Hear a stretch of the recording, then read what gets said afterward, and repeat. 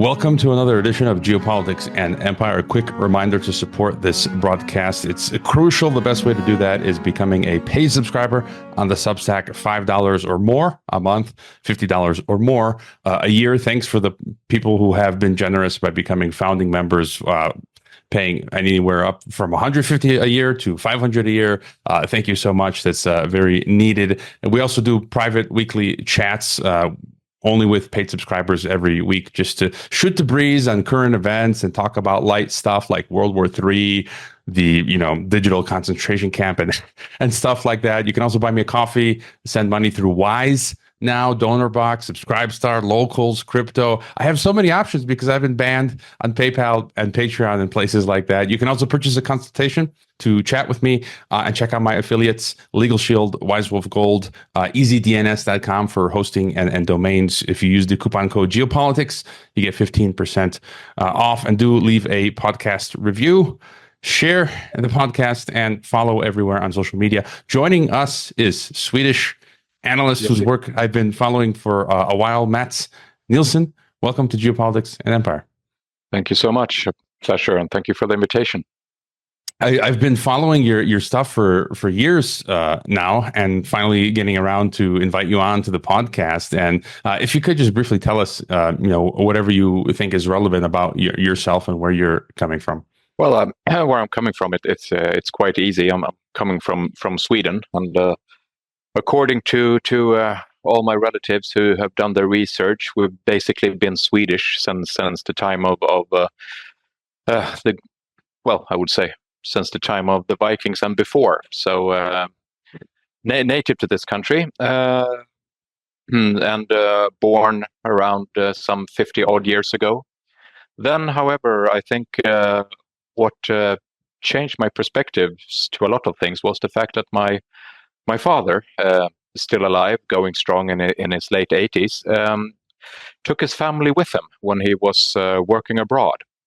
So we left quite early. We left Sweden, and I grew up in different places. I grew up I started off in Singapore.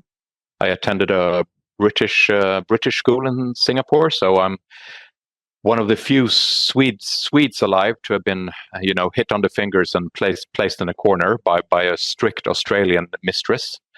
And then from there, we went on to Indonesia, where I attended an American school. And I was enrolled in the American Boy Scouts. So I pledged my allegiance to the flag of the United States of America, which you have to do to get your merit badges and your Life Scout award and all the rest of it. And from there, we went to Taiwan. And from there, we went to Russia, or the Soviet Union, at the end of the Soviet Union. And then from there, a quick stint to Saudi Arabia before me and my mother said, "You're welcome to stay in Saudi Arabia, but we're heading home to Sweden." So given that background growing up, I think I gained a perspective. And then I traveled a lot. I worked as an English teacher in different parts of the world, finally deciding to become a lawyer, and I got my lawyer's degree. From there, I was deeply entrenched in the Western view of the world. I was deeply entrenched, growing up, like I said, in an American school in different places, an American Boy Scout as well. So I started working for the European Parliament. I started working within Swedish government, and I was just a part of it, a part of the normal Western perspective on things. And then along came 9/11. And I was enraged, as everyone else was, how dare they attack us? But I remember that first seed of doubt that was planted in my mind. And I even remember the day. It was a November day in 2001 when I read an article in the Christian Science Monitor that was called "Why Do They Hate Us?" I think it's still up on the internet if you Google it. I for the life of me can't right now remember who wrote it. But there it was an explanation to, we're asking the questions, why do these Arabs hate us? And this author of this article put a very fine perspective on, they're quite entitled to hate us because we've been behaving quite badly. So then I went on. I went on to study down in Beirut, American University. I traveled extensively in the Middle East. And going to Syria, I met a lot of Syrian people who started to give me a solid perspective on things. And one night in Palmyra, the owner of the hotel stuck Robert Fiske's book in my hand. And he said, "Well, I can tell you're of an inquisitive mind," he said. "Please read this." And that was one of those books, when you open the first page, Pity the Nation. It was Robert Fiske's Pity the Nation. Yeah, you open the first page, and then you just keep on going. You can't put it down. A few books change your perspective of everything. Basically, Delaire's Shaking Hands with the Devil on his experience in Rwanda was another one of those books that, shook me to the core that I couldn't put down. And Robert Fiske's Pity the Nation was another one. And from there on, I think I started to question everything. I started to question most of the things I had been taught. And I tried to make a break from my old perspectives. And it's difficult. I mean, there are a lot of social stigmas, and there are a lot of preconceived identity issues of who am I, and why am I questioning this? I'm told not to question this because I'm a Westerner, and we have to do this and that. So, but the code was, I was definitely convinced once the Libyan intervention got underway. And I remember being in adamant opposition to this, while, the Swedish government was sending our airplanes in order to promote the airplanes. It was good for business, as the then Prime Minister said, to send our planes. The Saab company, as you know, is one of those military-industrial profiteers. That's a whole different matter. So sticking with me, I just went on to become a ordinary public procurement lawyer, and running a sideshow. And the sideshow is basically writing articles, doing commentaries, and trying, from time to time, quite hard to push an alternative perspective here in Sweden in relation to what news the Swedish mainstream media puts out there. And as you probably have read, Sweden is one of the most pro-Ukrainian countries within the EU, and these days also within NATO, unfortunately. So that's me. Just other than that, family man, and this is my vested interest, trying to make the world a better place for my kids, basically, by enlightening. And I never try to convince anyone. My way, modus operandi, is basically telling people, I hear what you say, but could you at least please try to explain to me what happened to World Trade Center 7? I'm more than happy to listen to your input. And normally people go, what do you mean? What do you mean World Trade Center 7? And then they go home and start doing their research. So that's the way I work. I ask the questions, and I hope some people think me clever enough to at least investigate why I ask that question. So if I've changed the minds of 20 people, maybe each of those 20 people have changed the minds of 20 people, and so on and so forth. So that's me, and that's why I'm doing what I'm doing. So yeah, I wasn't fully aware of your background. I think what you just laid out, it's very instructive, I think, for people, because I've got a bit of a similar experience where, I'm a citizen of US and Croatia. I'm an EU citizen, and Mexico, and I've lived around the world, and I've come to a similar conclusion as you have. In fact, I remember reading Robert Fiske's, I think, 1,000-page Great War for Civilization, which I left with the U.S. ambassador to Mongolia when I was in Mongolia. And so I also cut my teeth on folks like Robert Fiske. And I just want to hang on to this theme that you started with, where what is it for people like yourself and myself? There seems to be a divide between us and our peers. We've sort of been able to snap out of the matrix. And I still find after all these years that a majority of people are still stuck believing the official narrative on everything. How do you sort of gauge your estimate in Sweden, among your peers, neighbors, whatever, Europe, do most people still do you find that they believe in the official narrative, or are more people kind of seeing through this stuff? No, I quite believe that most people are still, because I think there is comfort in numbers. It takes quite a lot to be able to sit at a dinner or in any social context and say, well, I don't really know if we should continue to support Ukraine militarily.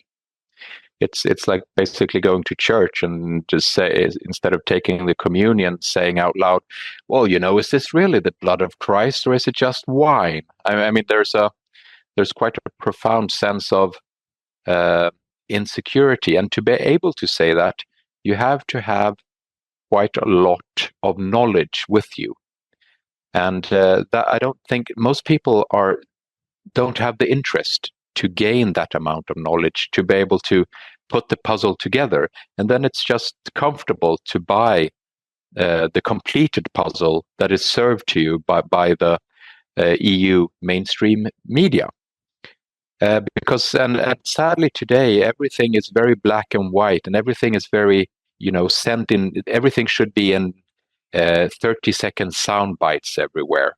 So that whole concept of having a serious political debate for maybe over 1 hour, or one of these discussion programs on TV where two people of opposing views sit down together and have a discussion, that's all but gone. And today people buy the sound bites, and from the sound bites they believe themselves to have the answer.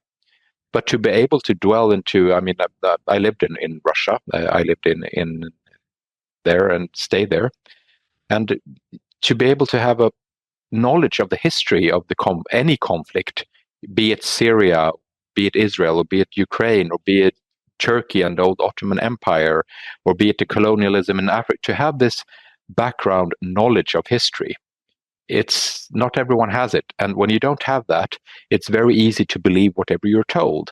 So there is, I would say, that the belief in the ruling narrative is still very strong, and I don't blame anyone for doing that, because they just don't have the same interests that you and me do, you and I do, and therefore they are not interested in reading as much as we have done.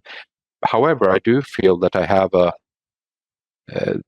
a calling to let others know what I know, and then if they just discard it, fine. But as I said initially, I always hope that a few people listen and start my journey. Start questioning what I knew and now know. But the ruling majority in Sweden is still comfortable and still within the black or white sphere.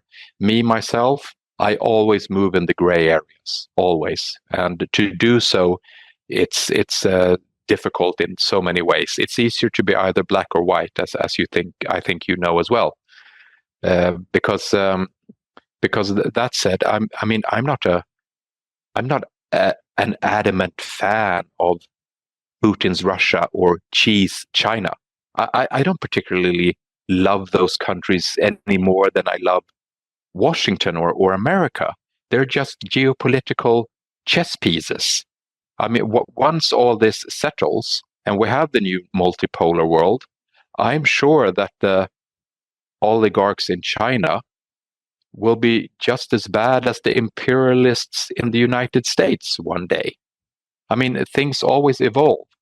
But at this current point in time, I believe that the Washington hegemony is of the utmost, it's the most dangerous one around. Therefore, I currently support the BRICS movement, and I currently support the multipolar world, trying to contain the megalomania that's now ruling in Washington. So, as you can see, for me, it's just geopolitical chess. What's the best for the future of my children, and what's the best for a peaceful world? Well, right now, I think it's breaking the hegemony of the Washington Empire. So therefore, I'm currently going with the BRICS and the multipolar world with China and Russia in the lead. But who knows, in 15 years, I might be sitting here again talking to you, probably with thicker glasses and less hair, but still, and saying, damn that Putin. How can he be doing this? I'm really, really rooting for the Brazilian, South America, united countries to put a stop to Putin. Who knows? It's geopolitics. Things change. And I think a lot of people forget that. I think a lot of people believe that these things are forever and ever, but they never are. Things change very quickly. I really appreciate your insight right there, because I've been very critical of BRICS and multipolarity, and it is exactly what you said. That I've lived in the former Soviet Union, Kazakhstan. I've visited Russia.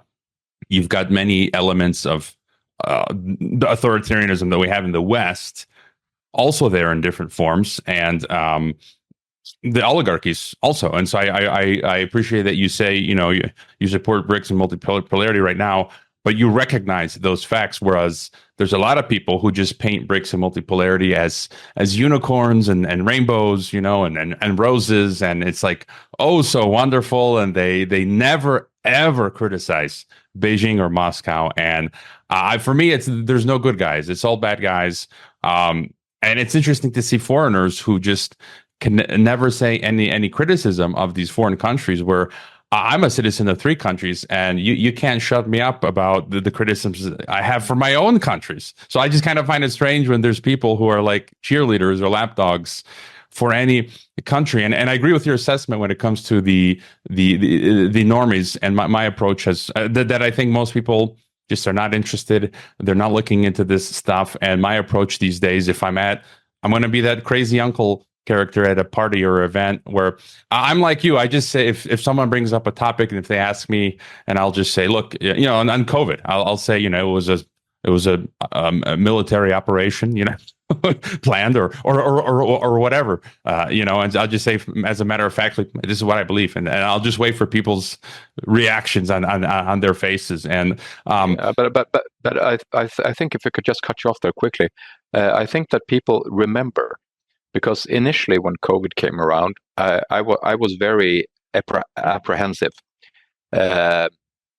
So I prepared my family, and we have a get out of Dodge place in the south of Sweden, and I took my family there because what's this? How dangerous will it be? I didn't really know, because I didn't have all the information.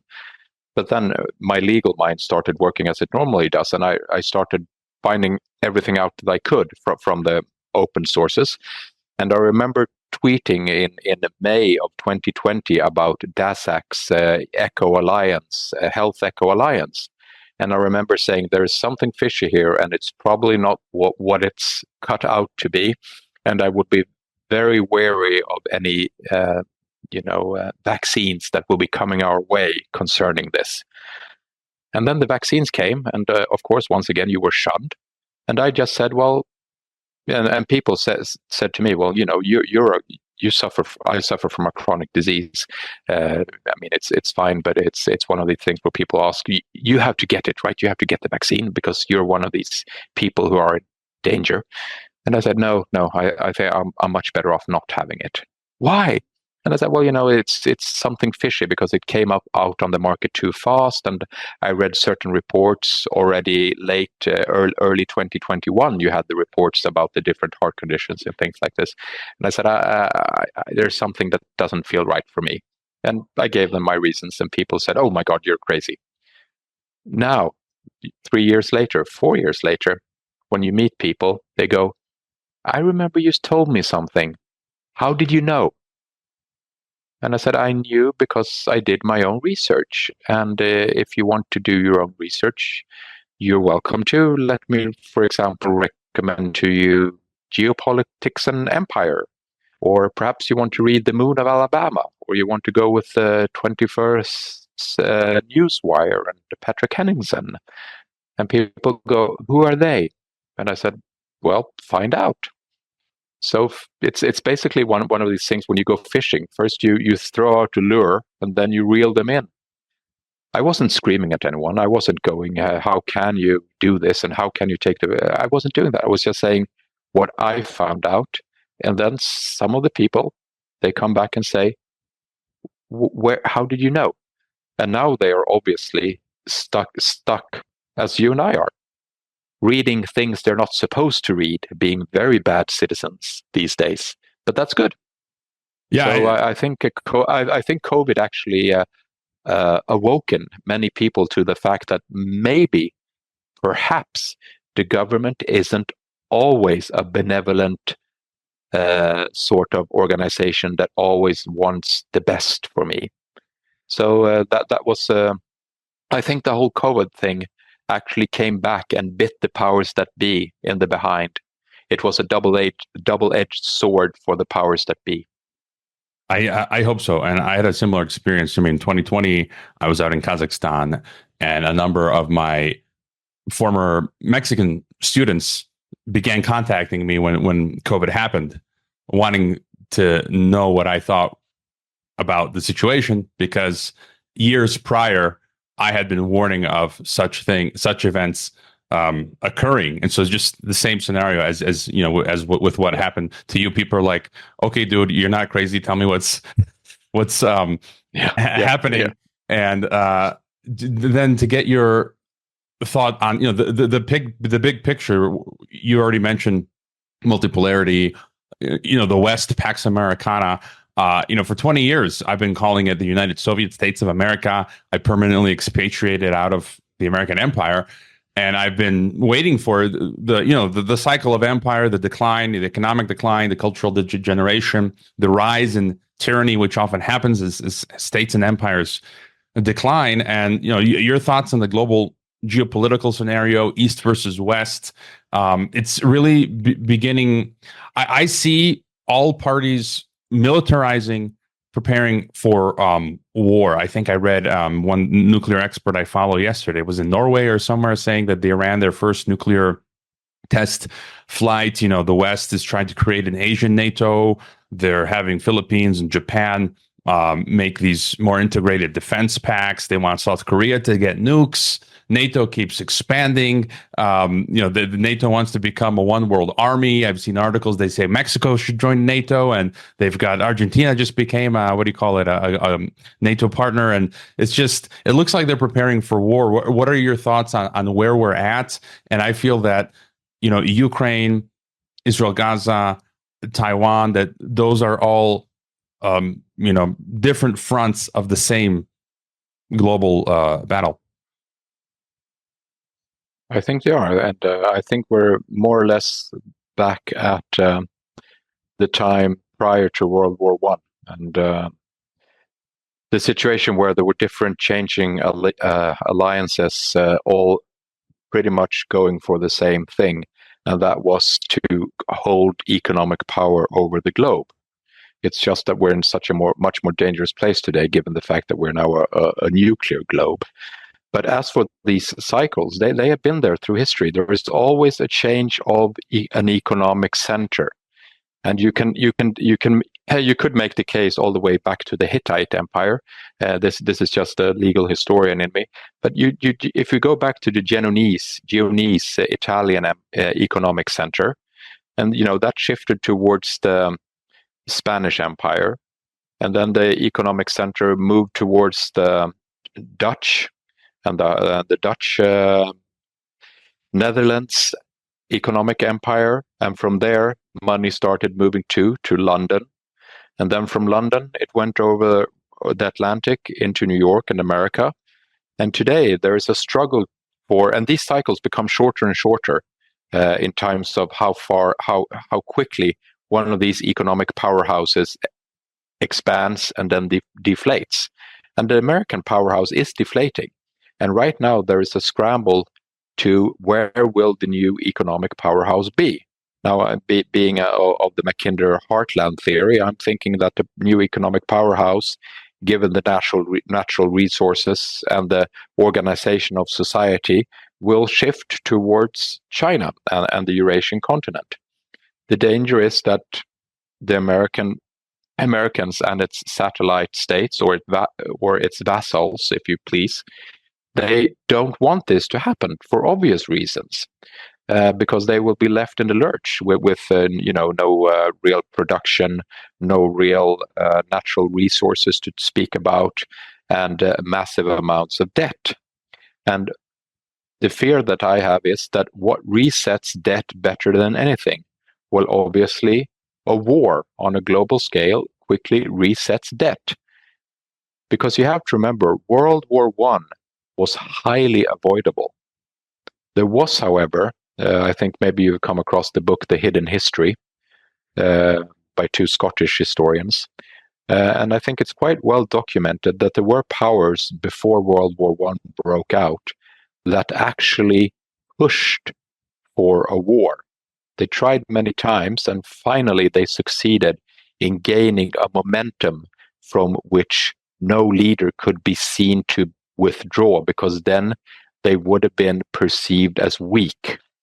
And it's the same today. Right now in Europe, there is no leader, apart from the ones that they try to kill, like Fico and Orban, who actually stand up and say, whoa, how about we try diplomacy? And then they get quickly ostracized, or at least sidelined. But today, I would say 1913, 1914 is where we're at right now in 2023, 2024. I am not hopeful that we will be able to find an off-ramp, because I don't think anyone is looking for an off-ramp. If you look at the interview with Burns in Foreign Policy, he was quite adamant about painting the black and white picture. He was quite adamant about pointing out that the West are the good guys, and China and Russia and Iran are the bad guys, and we have to teach them a lesson. It's a very dangerous rhetoric.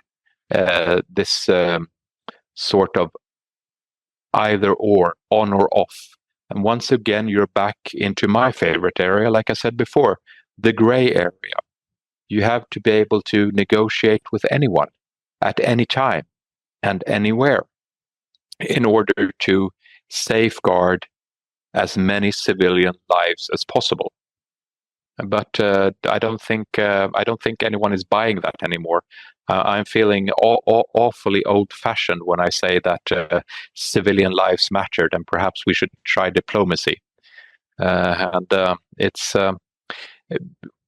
Dag Hammarskjöld was. There's a case in point. There was a man who worked hard for diplomacy. There was a man who abhorred war. He despised violence. And he was actually quite successful in trying to set up negotiations in order to avoid said wars. And what happened to him? Once again, it started off as a conspiracy theory. He was shot down and killed by Belgian and British mercenaries paid off by the MI6. Now, 70 years later, it's become quite clear that he was, in fact, shot down and killed by Belgian mercenaries on behest of Western imperial and economic interests. So the people who try and promote peace are often the ones wrongly disposed of. But since not enough people know about it, not enough people are able to feel angry about it, and not enough people can persuade themselves to vote for parties that genuinely want to promote peace. I mean, the peace parties in Europe are very few and very far between right now. Yeah. Although I did see today that the leader of the CDU in the biggest party in opposition party in Germany, the Christian Democrats in Germany, Merz, actually said that perhaps we should start looking at a diplomatic solution for Ukraine.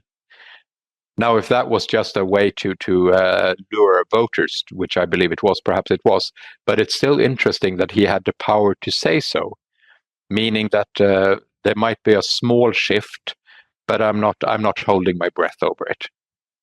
Yeah, the Hidden Hand book you mentioned, I've had it on my wish list for years. I know of it. I haven't read it. I'm gonna have to pull the trigger now and buy it. And again, I see, Definitely do. yeah, Definitely do. and I see eye to eye with you as well. Again, I think what's clear, both of us are anti-war, but again, if you do a cold, calculated, observation of the lay of the land, as you mentioned, the momentum, there are dark forces that want the war to happen that are extremely powerful. The momentum is there. There's no off ramp, and it just looks like we're going to war. I know you. I saw you share one of my last interviews with Bob Moriarty, a Vietnam veteran, right? Very serious dude. Support of the podcast. Yep. He's coming back next week to the podcast, and he flew 800 sorties in Vietnam. And again, people like him and then others are saying who know war. They say, we're going to war. We're off to the races. And give me 1 second. I want to pull up the book since you brought it up on Dag Hammarskjöld. I've actually got it right here. Who Killed Hammarskjöld? The UN, the Cold War, and White Supremacy in Africa. Academic book. You read this book, Yep. and it proves, the global deep state. What I like to call, I've been getting into this guy called Mark Passio. I watched his 8-hour presentation recently on the occult roots of Nazism, and he was a former occultist Satanist, and he talks about communism and Nazism, and he says we're ruled by these dark cultists, or he calls it a technocratic occultocracy. And I would say they took him out, the same forces that took out JFK, RFK, MLK, Dag Hammarskjöld. We can just go on down the line. And since you brought it up, I was going to ask you, why these assassinations and assassination attempts, Slovak Prime Minister, you mentioned Robert Fico. I read that the EU made threats to politicians in Georgia who were refusing to bow down to the EU. We had Raisi's helicopter crash in Iran. Just today, I'm waking up to the news. Viktor Orban, there was an incident where in his motorcade, a car drove into it, killed one of the security, but Orban is okay. Why? Yep. Your thoughts on why is it always the dissident politicians who do not bow to the EU or US, who die in car crashes, helicopter crashes, or get a bullet in the head, and never any globalist technocrats? Not that I want anyone assassinated, but there's a clear trend here where it's like, if you don't do what EU or Washington says, you're going to die in a car crash. Any thought on that? And then what happened with Orban? Well, if I start off with Orban, the preliminary findings lawyer in me say that was actually an accident, because it was a 62-year-old lady driving a BMW who basically missed the stoppage of that one policeman standing on the side road. So you could always make a good conspiracy theory about the brainwashing and making her under a command of someone else, but I generally believe that was an accident. As for the others, obviously there's always the concept of coincidence, and obviously there is always the concept of things happening. But as Sherlock Holmes said in the TV series, the universe is seldom that lazy. When it comes to coincidences, there's always something else behind the scenes most of the time.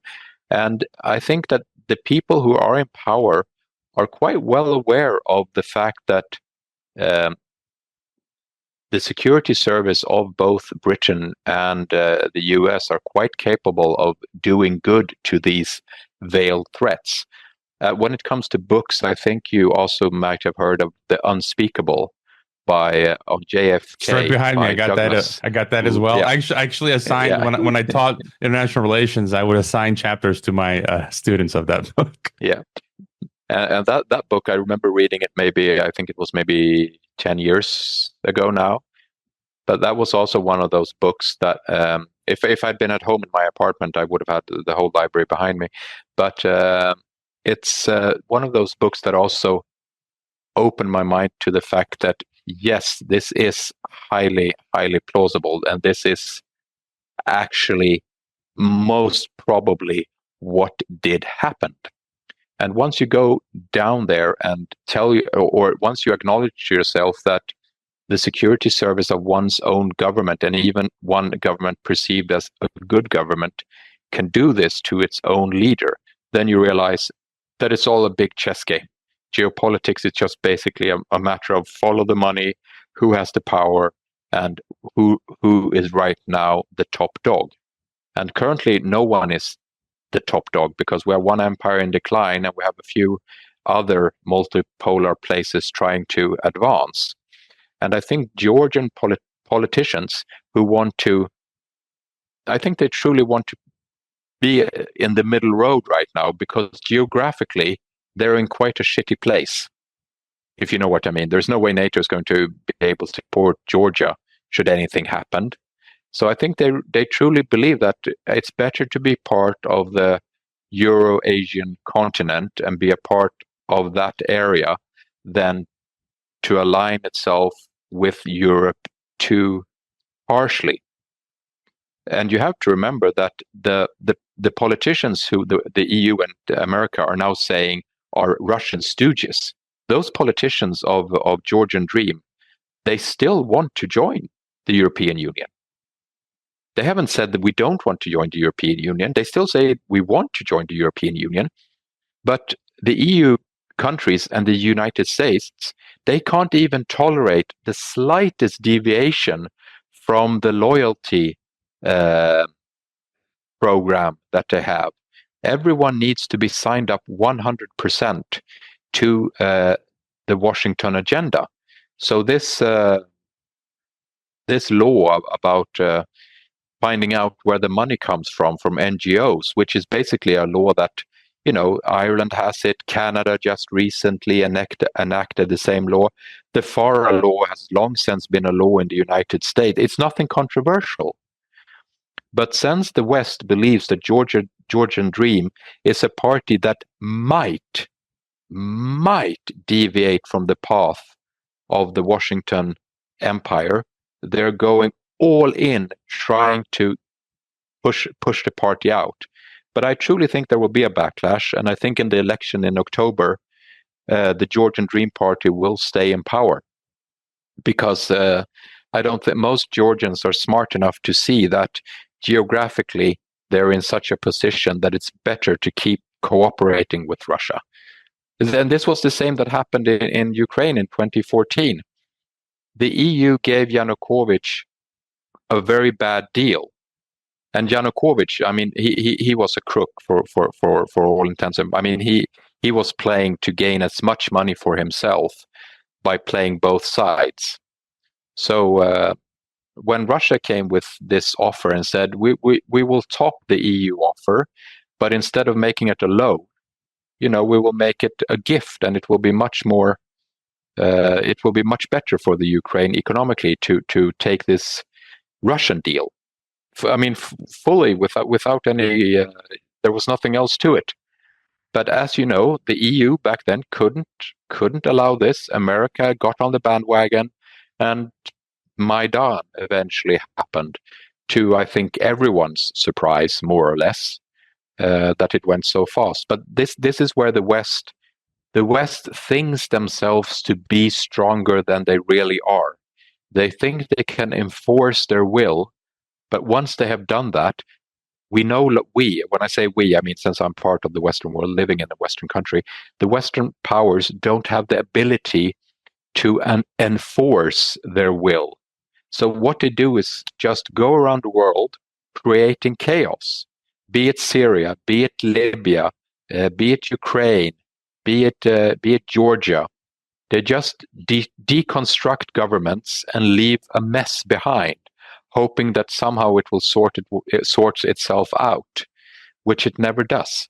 So I think the first thing that I would like to see happen is for the Western powers to actually realize that they're quite inadequate when it comes to affirming their global power. But that's a hard thing to do. I mean, I think we're the same on a private scale. We don't want to admit. I don't want to admit to my son that I'm too tired to go running with him because I'm getting too old. So I tell myself, oh, I'm just having a bad day, and so on and so forth. When the truth of the matter is, I'm just getting too old to be able to keep up with my son. the same principle applies for global powers. America is getting too old to be able to dominate the globe. But instead of realizing that and sitting down and starting to negotiate a good deal with other countries, they're trying to force themselves on other countries, which is going to end in a global conflict with a high amount of civilian casualties, which saddens me deeply. Yeah, before getting your further thoughts on the EU and Europe, I precisely wanted to bring this up before we move away from the World War III topic. And again, I was listening to this 8-hour talk by Mark Passio, this former occultist, and he thinks, I think that's probably likely. He says probably 1 billion people can die in their next attempt at a reset. If you look at again, we're anti-war. We don't want any of this to happen. I'm for doing the work that I'm doing. I'm only losing points. So I'm losing social credit points. I'm not making the money I could otherwise. I'm getting put on Department of Homeland Security blacklists and stuff like that. So I'm putting my head above the parapet. But you look at the numbers: World War I, World War II, and if you just extrapolate, I think many more people will die. We'll probably see the use of mini nukes, tactical nukes, and then this new technology that we have, these autonomous drone swarms. I saw a post yesterday from a former Tesla tech expert talking about, the Black Mirror metalhead scenarios, Skynet becoming self-aware, where the elites will have at their disposal these. I saw yesterday the DARPA manta ray submarine, which can go for long distances and hang out in the ocean. And so they've got, if the soldiers don't want to, follow the orders to kill their own, for population control or to carry out atrocities, they'll just have the machines do it with the click of a button. And any thoughts on what this conflict might look like of this third world war? Because again, we're already seeing in Europe conscription. Sunak came out and said they're going to force the Englishmen to go to war. If you don't want to go to war, we'll freeze your bank accounts. He literally said that, like in with COVID times. And so now they tested what they were doing with. I had on Denny Rancourt, the Canadian scientist, who said COVID was like a war simulation in preparation for war with China, because you had rationing, you had censorship, you had everyone locked in their homes. So any thoughts on what this conflict might look like? I do. First off, there's one thing that keeps me hopeful, and that is the fact, and it's a very simple fact when you think about it, World War III is potentially very bad for business. And what I mean by that is that as long as there is a simmering, small conflicts popping up all over the place, regional conflicts, be they wherever they may around the globe, the vested interests, be they BlackRock or Vanguard or the whole military-industrial complex, they're still making a killing, pardon the bad pun, economically. That is that every year their numbers are increasing when it comes to profit. Should World War III actually arrive, and by that I mean that you have an exchange of missiles, you have tactical nuclear weapons, you have Russian tanks, entering the Baltic states, you have China invading Taiwan, you have all the scenarios. You have Chinese missiles raining down on Tokyo, etc., etc. That's what I mean by the global conflict on that scale. Then you could very quickly find yourself in a situation where governments start to nationalize these economic assets. I mean, the steel mills, the ammunition production companies, Raytheon, Boeing, all these companies could quickly find themselves being nationalized in order for the American government to secure its own survival. And obviously, the whole middle class is going to be wiped out financially. And that 1% that you always talk about, that 1% isn't financially strong enough to prop up any huge profits for all these Fortune 500 companies. And that's what I mean. There is also an interest within the BRICS community from China and from India and from Brazil and partly from Russia to avoid this World War III scenario basically because it's bad for business. So I think that that's what I put my hope to. That when I say follow the money, I always say follow the money, and because I blame these companies for doing evils, which they do. However, in the end, their love of money might actually be what saves us from a hugely destructive World War III scenario. Because I think that will play out, like you described, with autonomous weapons, with Neptune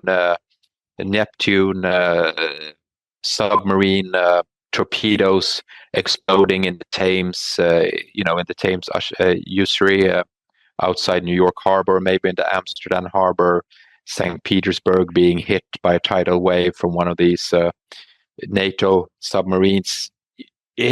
Once you go there, there is no stoppage until everyone is basically tired of war, as Europe was in 1918. However, 1918, it was just to fill up the trenches with dirt and bury the dead. In 2024 or 25, if a war comes and a war ends in 2028, it's not just going to be to fill in the trenches. We're back to we're back to agrarian society and rebuilding the basics, and we're woefully unequipped to do this, at least in within the European Union, given our current demographic and given our current skill set amongst our population.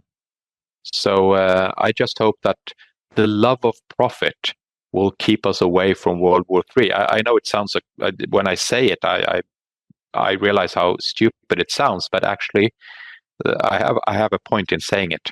I believe. You feel free to debate me. No, I would agree. And it never came to my mind about the nationalization aspect, because again, it's a public-private partnership, as Cobra Commander Klaus Schwab calls it. So it's an important point that you make. And you mentioned middle class and BlackRock. And just a further thought of yours on, we're all familiar with the Great Reset Project. This, what a lot of people from left to right are calling neo-feudalism. I've been using this term for a long time. Academic Joel Kotkin, I've got his book right behind me. He calls it, again, neo-feudalism. I was listening to Mark Passio again. He calls it neo-feudalism. And so basically, they want to wipe out the middle class. So we're only left with two tiers, the rich and the poor, like it was previously. And just this morning, I'm reading Javier, the energy expert Javier Blas, says Lufthansa, Europe's biggest airline group, will introduce a surcharge of up to 72 euros per flight next year for the green agenda, right? So I like to joke and say, you will eat the bugs, you will own nothing, and you won't be going anywhere. I live in a 15-minute city here. Guadalajara, Mexico, second biggest city in Mexico, is a resilient city that's financed by the Rockefeller Foundation. Got the actual government documents that explain this. And they're cutting car lanes. They're building out public transport because they want to transition you from private vehicles to not having a vehicle. They're increasing the licenses and taxes for owning a car. So again, we're seeing this agenda across the board. They want to get rid of meat. So they want you to eat Soylent Green. And so any thoughts on this sort of agenda? And my biggest fear is what my past guest, Edwin Black, calls, that's my favorite term, the algorithm ghetto, the social credit type system. So and any thoughts on this agenda? Yes, I totally agree with you. But once again, I think there's always the risk that the powers that be are too smart for themselves. They're overreaching. They're overreaching the goal that they want to achieve by going a bridge too far. What I mean by this is, if the middle class is wiped out and you have this increased amount of poor people without any credit to be able to move around with, once you're down there, you have less to lose. You have to remember a middle class are in some cases easier to control. Once the middle class are pushed out of their comfort zone, and more of the old middle class in Europe realize that they have nothing left to lose, what happens then? Well, that's when the attacks start happening. That's when the revolutions start happening. And revolutions are always hard to contain. I mean, that's when you get an opposition to the oppression. That's when you get perhaps even a weaponized resistance to the Great Reset. So if they start pushing the bugs, and if they start pushing the 15 minutes zone, and if they start pushing the no ownership too harshly, and you demonetize the middle classes and basically shrink the middle class is a base for a stable society. And I wonder if they really thought it through. If you start wobbling around with a huge so-called working class or a huge underclass, feeling that there is nothing left to lose, I'm not so sure they want to go there. And I do, but they're not stupid. These people are not dumb. I mean, I know quite a few of them myself personally, old colleagues, old friends, now ministers or in parliamentary positions. They're not dumb. It's just that they're a bit suffering from a bit of loss of peripheral seeing or sight. They're very narrow-minded. So I think you can convince them to slow down by reminding them of the fact that if you destroy the middle class, you will also destroy the basis of your own security. I mean, the rich, the very rich, their security is based on a stable society. So I don't really know where they want to go with this. To me, it's a bit of a question. I'm still feeling that in my head the jury is out on that one. How far do they want to go? I can't really fathom that they want to go as far as you say, but perhaps they do, and they have some other motive that I'm not seeing at the moment. But for me, I'm still hopeful in the fact that they don't want to go that far because they would destroy their own power base. I was thinking maybe one of the solutions to the dilemma that you brought up of if there's no middle class and people have nothing left to lose, they lose it, as Gerald Celente says. You go back to Huxley, and what we started the conversation with is where they're working on these sort of pharmacological methods, digital methods of mind control, social media, internet, to sap people of their human potential. I mean, I just read an article yesterday saying how the young generation today, they're not working, they're not going to school, they're not doing anything. And they're just sitting at home getting high and eating junk food. And again, if I think they're trying to attempt to create an underclass where if you just give him, McDonald's and Netflix and Costco and Amazon, even they won't even revolt. And so I think that's a potential scenario. So they might even achieve where these people who have nothing left to lose, but they won't lose it. So I see that as a possible scenario. And I wanted to get your thoughts on, just real quick, any thought on the whole digital aspect? EU is pushing digital ID. All countries are pushing now CBDCs. In EU, again, it's Orwell come to life next year. The ETIAS system comes online, so anyone who's not European will be screened to enter Europe. They're pushing the digital ID. They want to read everyone's emails, and it's funny how they want to read all of they tried to pass this law, the chat control, where they get to read all my Signal and then Telegram and emails, but they are exempt. They actually, I read an article that said they are exempt from it. So just any final thought on if they advance with this technocratic cashless system? Because then again, dissidents could they press a button and I can't use my bank account, I can't travel, I can't do anything. I think it's a quite a plausible scenario, and this chat control, it's once again they sell it to you, they sell it to the people. It's a good thing because we will be able to stop child porn, and I think most people, myself included, want a definite end to the child pornography industry. But, they wrap it in a sense that people want to feel that there is really no other way. Obviously, there are multitudes of other ways to stop child pornography without unlocking all the security from our personal different social media communications. But this is just a way for them to gain total information. It's like a Minority Report situation where they want to have all the information about certain individuals and then be able to cut off the dissidents, like you and me, for example. Our credit cards wouldn't work anymore. We wouldn't be able to go online anymore, so on and so forth, because we didn't adhere to the current agenda.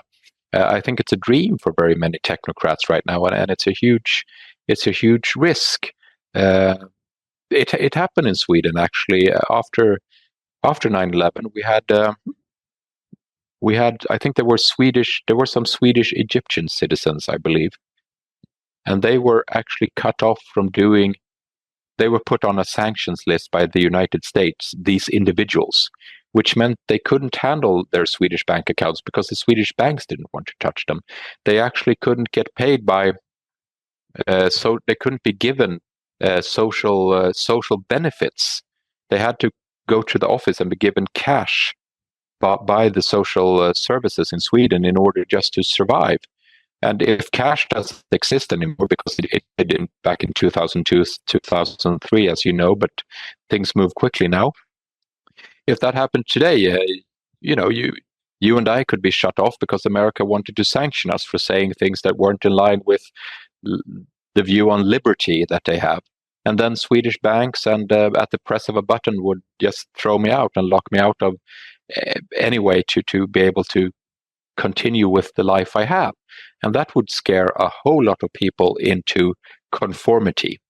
So there, I can see what you mean. It's quite possible to control the middle classes and slowly descend them into a lower middle class or a lower class by the usage of fear, by telling them that if you don't accept this, it will become much worse, in the sense that you won't have access to, a car, a home, the internet, the money, everything else that you need or believe you need to be able to live your life as it is today. So definitely the modern internet or technological revolution, it's once again, we're there with the double-edged sword. It's a blessing and it's a curse, depending on how you use it. And I want to get your thoughts on the EU and Europe. I saw you post today that Frau Ursula Gertrude von der Leyen has been reappointed to continue the war against Russia and implement tyranny at home. And, some of my guests don't have as strong an opinion as I do on the EU.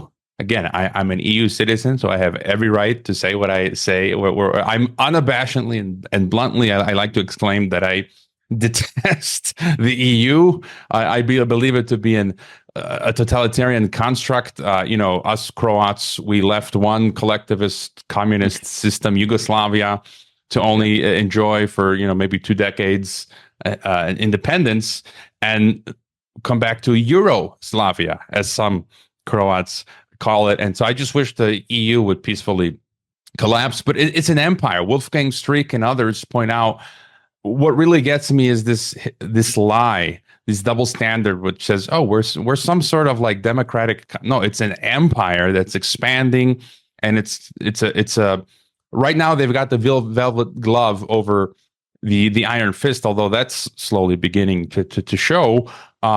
Any thoughts on the EU itself? We had the recent elections. I listened to you in being interviewed on TNT Radio with my colleague Patrick Henningsen, and you said not much really has changed. And I have that same view that the elections is just like it's really the same. So thoughts on there?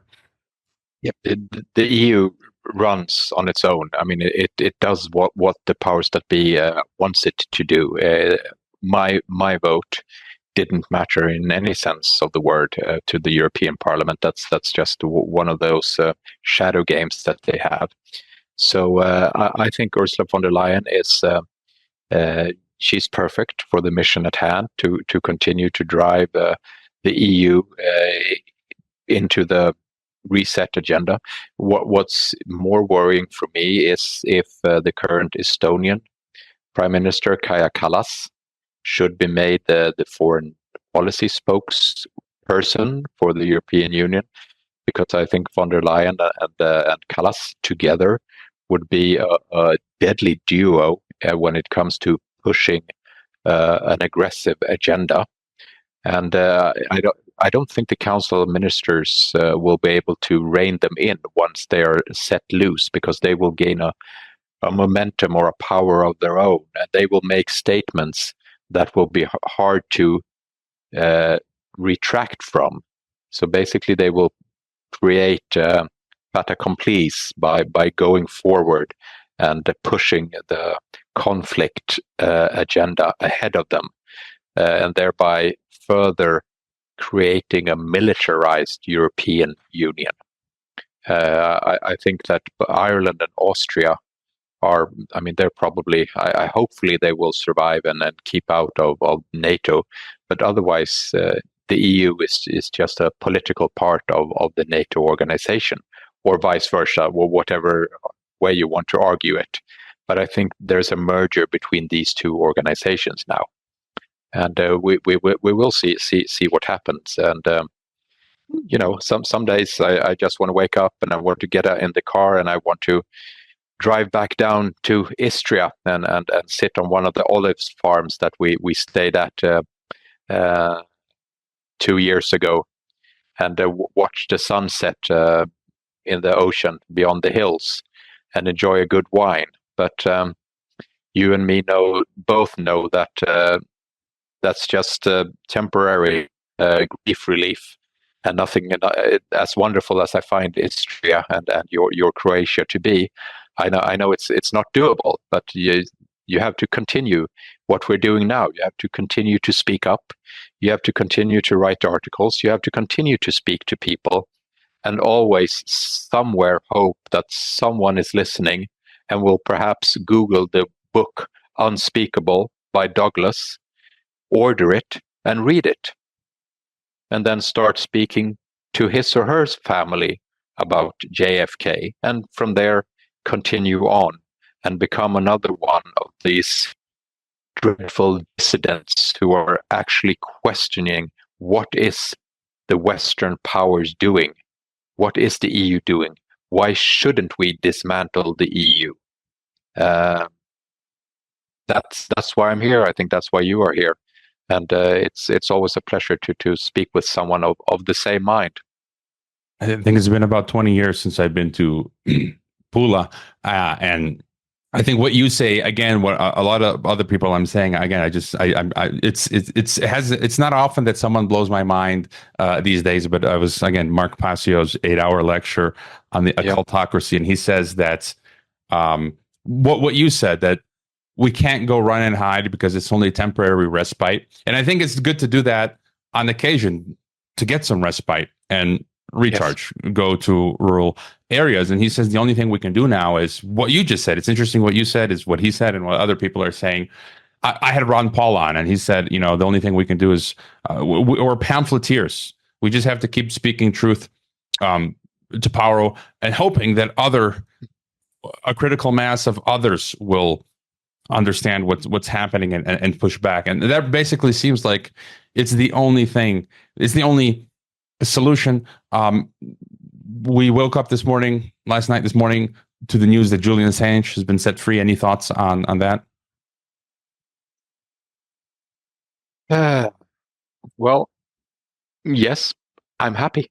I'm very happy.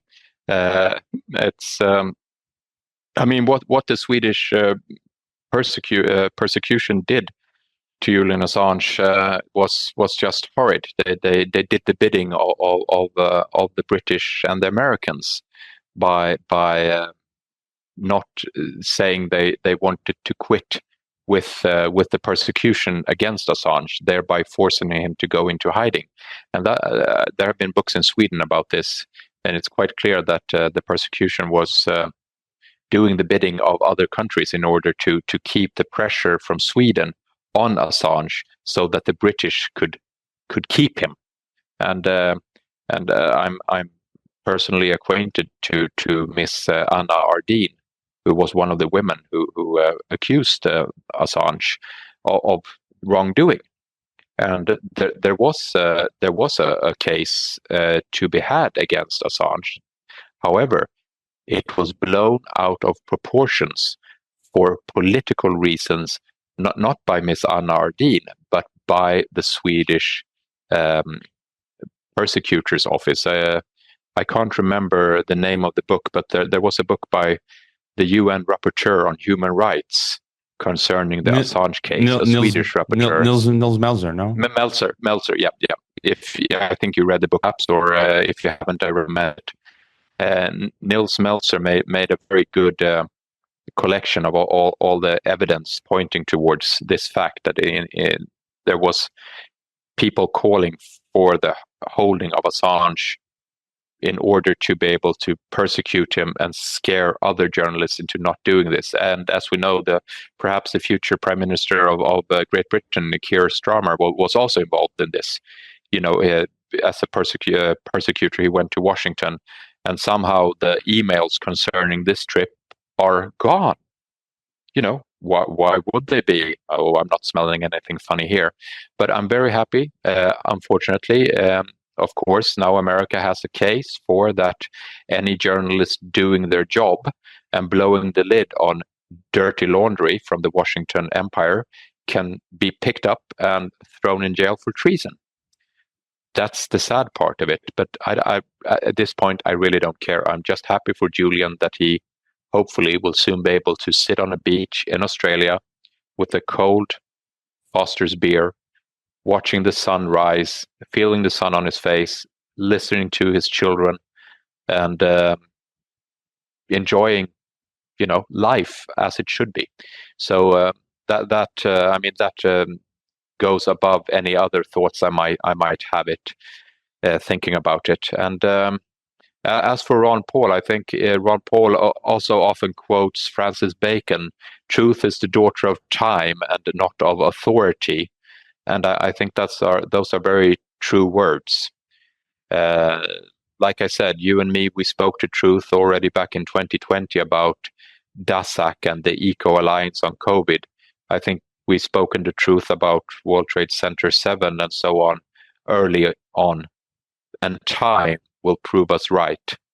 So it's just time is working for us, not against us. That's also one of these things that makes me get up every morning, knowing that another day has gone and more people will be realizing that what's reported to them isn't necessarily as it's told. I would totally agree with you. I hope that's the case. Time is on our side. And what you mentioned about Assange, I imagine if I were Assange stepping out, I would do exactly what you said, shut everything off, go with the family, go into the beach, and just, it's been so many years being holed up. We've covered a lot. You've got so many fascinating insights. I hope listeners enjoyed it. Any final thought for us then? I'm not really one for final words or final thoughts. It's just keep an inquisitive mind. Always ask the question: who benefits?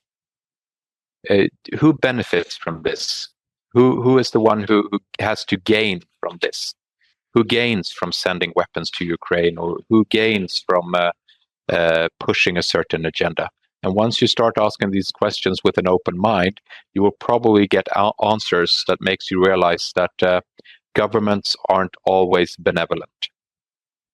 That's probably the best advice I can give. Yeah, that's the problem, though. A lot of people around us are not inquisitive, but we're going to work on that. We're going to work on that. We're not going to give up. We're not going to give up. Your link is in the description. I think the only place to find you is on Twitter X. Is that correct? That's correct. Yeah, that's the only place. That's where I do my dealings. All right, Mats. Thank you. Hopefully people follow you there, and thank you for being on Geopolitics and Empire. Thank you so much. I hope you enjoyed this Geopolitics and Empire podcast. The website is geopoliticsandempire.com, and I encourage you to sign up for the free email list that goes out with each podcast and every weekend with a collection of news headlines. The newsletter and website are our last lines of defense. We're being censored and deplatformed. It's nearly impossible to find Geopolitics and Empire on the Google search engine. We've been blacklisted. YouTube frequently takes down our videos with strikes. Facebook restricts our page. Reddit and Twitter take down posts. And after the Associated Press mentioned Geopolitics and Empire in a 2021 article co-written with NATO, our Patreon account was terminated. Vimeo also terminated our Pro account. The best free way to help Geopolitics and Empire is to leave a review on Apple Podcasts or elsewhere and subscribe to all of our media channels. You can find the video broadcast now on 5 platforms: Odyssey, Rockfin, Rumble, BitChute, and Brighteon. You can find the audio broadcast on the podcast ecosystem: SoundCloud, Apple, Spotify, and so on. My current favorite social media channels are Twitter and Telegram, but you can also find us on Gab, MeWe, Minds, Float, VK, Instagram, Facebook, and LinkedIn. Finally, Geopolitics and Empire is in dire need of funding to continue. You can leave a donation, purchase a consultation with the host, or become a member to receive additional benefits. We also produce a weekly broadcast called Dissident Thinker for members and Rockfin subscribers only. We will continue to fight the good fight come hell or high water. Thank you for listening.